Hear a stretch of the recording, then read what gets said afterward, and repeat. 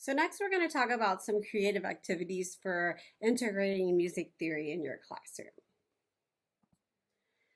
So for note reading, there are so many options for getting some note reading activities early. And actually I find even high school kids, often on those outlier strings, your lowest string and your highest string, they often have trouble with note reading. Even after 3 years of playing, we'll get kids that really don't read well on a C string or an E string, or even sometimes the G, and that gets a little murky for some kids. So it's really helpful to do some note reading review, especially with the less experienced players. So flashcards are great.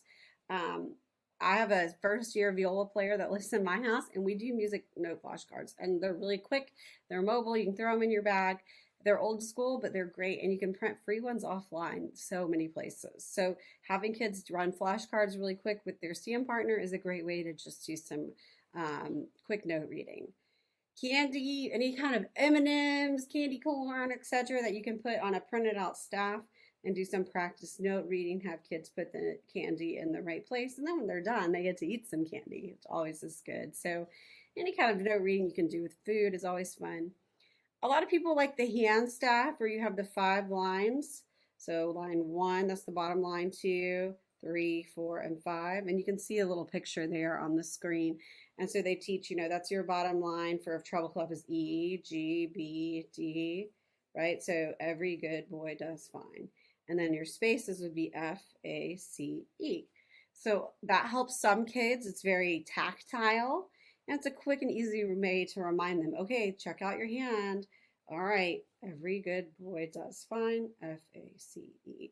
For some kids, that's just so much easier for them to see it on their hand. Mnemonics, the every good boy does fine.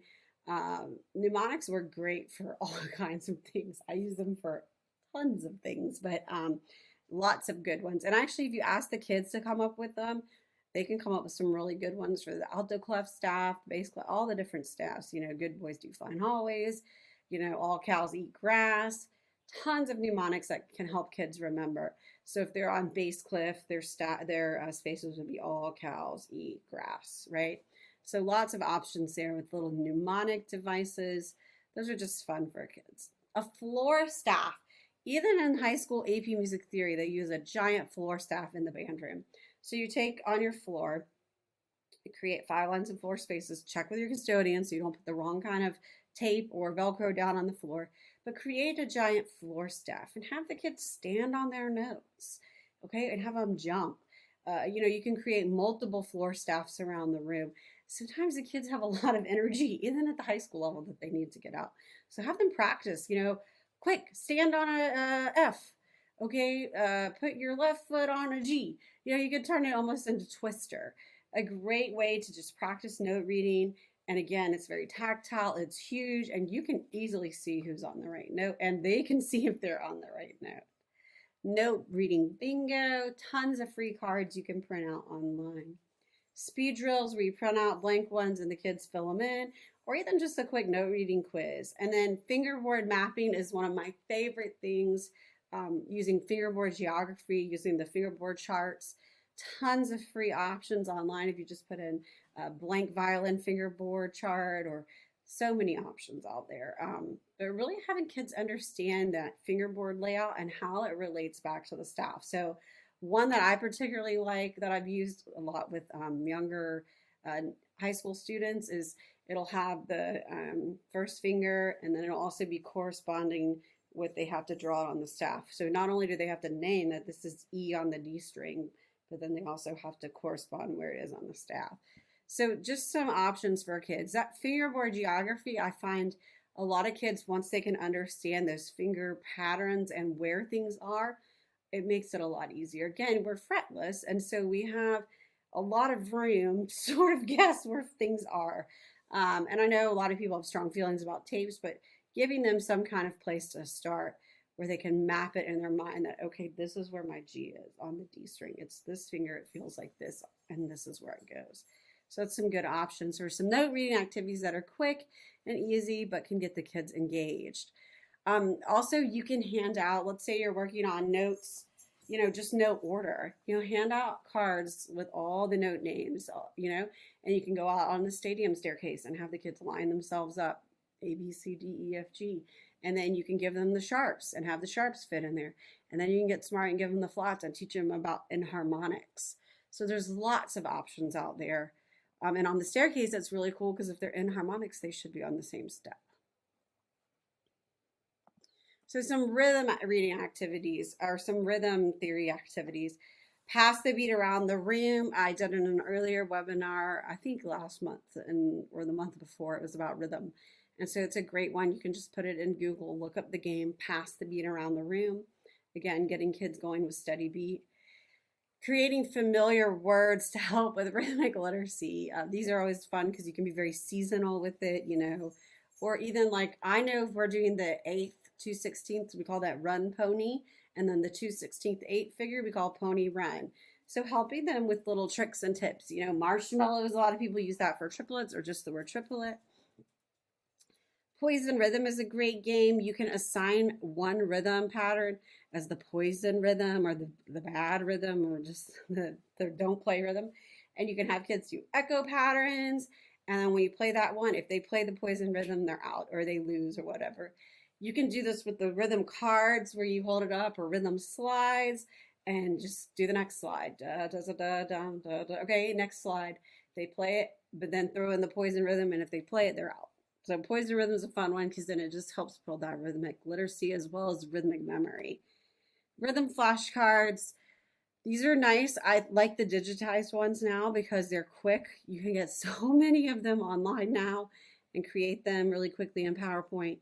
But it's a quick way to run through rhythms and just give kids more chances at reading rhythms. The more that they're able to have opportunities to read, the better their reading skills are going to be. It's just like when you're learning to read at a young age, you need to experience the text. Same thing. You have to experience the rhythm reading to be able to do it. A game that I've seen a lot played lately online in music classes is I Have Who Has, which is a rhythm game where the kid has on her card a rhythm and they say, I have this rhythm. Who has this rhythm? And they clap and someone says, oh, I have that. So they said, I have this one. Now who has this? And so it's passing around the room. You can print off free sets of these I Have Who Has cards. Drag and drop activities and Google Slides are so awesome. Such an easy way to create opportunities for your students to work on counting. You can give them slides with rhythmic patterns and they can drop in the counting and submit it to you. Great way to just work on rhythm and review rhythms. Rhythm Randomizer is a free one online. Just go to rhythmrandomizer.com. You can set it so you have many, many opportunities. And then anything you can do with the metronome is great. So I'm going to show you a little bit of Rhythm Randomizer. So you go out to Rhythm Randomizer. What I like about this is it has a lot of options for you to choose. So if you're, let's say that I'm working on, let's see, oh, what have we been torturing the kids with lately? 6/8. And I want to, the kids are new at it, so I'm going to restrict it to dotted half, dotted quarters, the rest. And I'm not going to put any duples in because I don't want to give them a heart attack yet. Okay, I'm going to restrict it to that. And then you can change any kind of metronome, playback, all of the stuff. Okay, so I've got my settings in. And it should go once I click it, okay? And then you can start your metronome. So 1, 2, 1, 2, 1, 2, 3, 4, 5, 6, 1, 2, 3, 4, 5, 6. So you can go through these with the kids. As soon as you click it, it'll give you a new rhythm. You can keep the metronome going, turn it off, and it'll just generate bajillions of rhythms for you in different patterns. So we were doing this one day with students, and my students just couldn't even get this far with the quarter of the 8th quarter note. So I went back in here and I said, all right, let's just take out that part of the equation and let's slow the tempo down. They were having trouble with that faster tempo. So we slowed the tempo down to 60. And then we went in here and we took out, and I just was doing 2 measures at a time, but you can up your measures. And I took out these guys for now because it wasn't happening. And so we started back more simply because they were really new at doing 6/8. And so we went more simple and we started back the metronome. 1, 2, 3, 4, 5, 6. 1, 2, 3, clap and 1, 2, 3, 4, 5, 6. Rest, rest. I usually have them count in a measure or two. We'll kind of set the parameters ahead of time. This is just, I mean, you can go for days. And once they get comfortable with these rhythms, then you can go in and make it harder. Okay, now once we got comfortable with all those, then I went back in and added this guy and this guy. Still no duple because that was just not going to happen right then. Okay, and so now I'm back in here, and so now my quarter and eighths are back.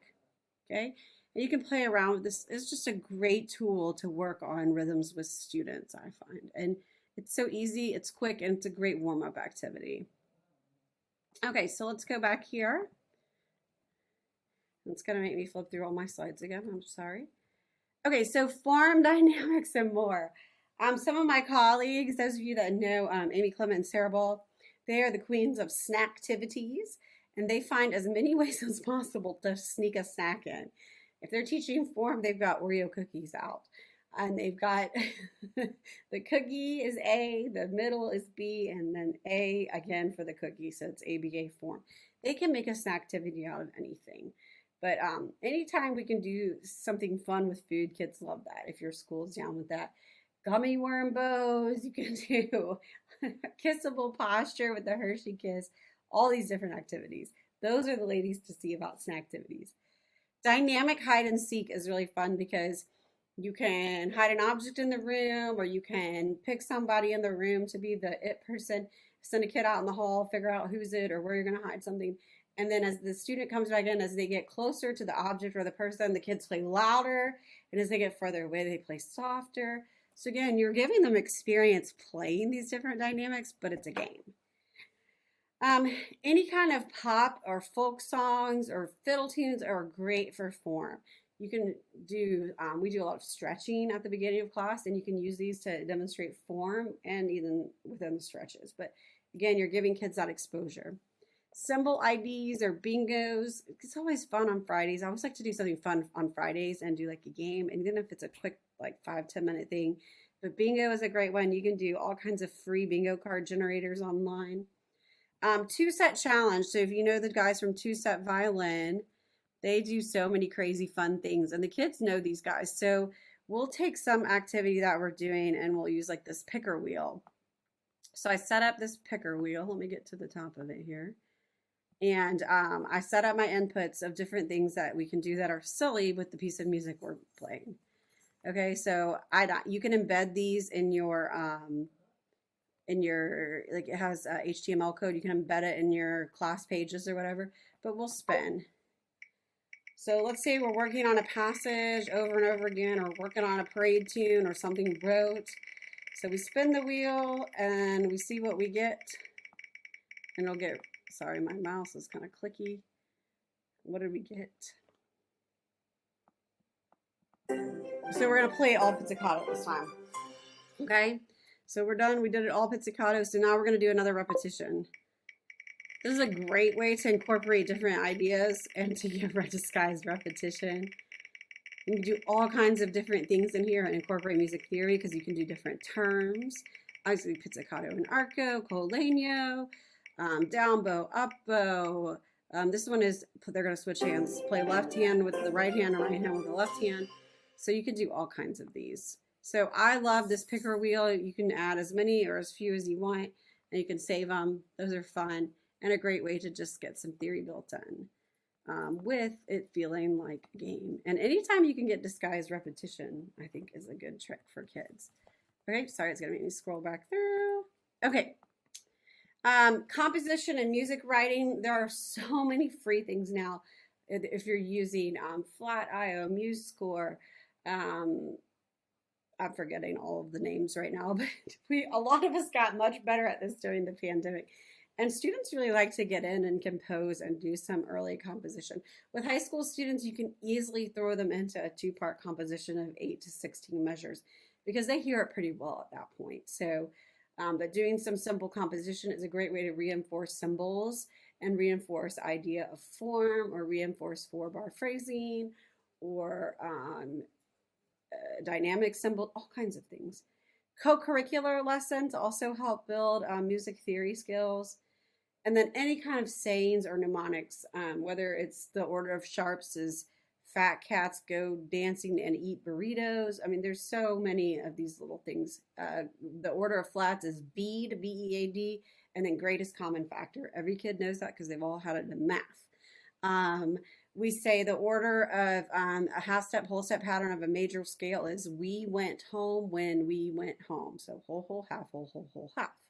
Anything like that is great because kids will stick with that. My sixth grade general music teacher taught us how to spell the word rhythm with a little thing like that, and it still gets stuck in my head. These little cute sayings or mnemonics, I really like to eat first ending. I really like puppies.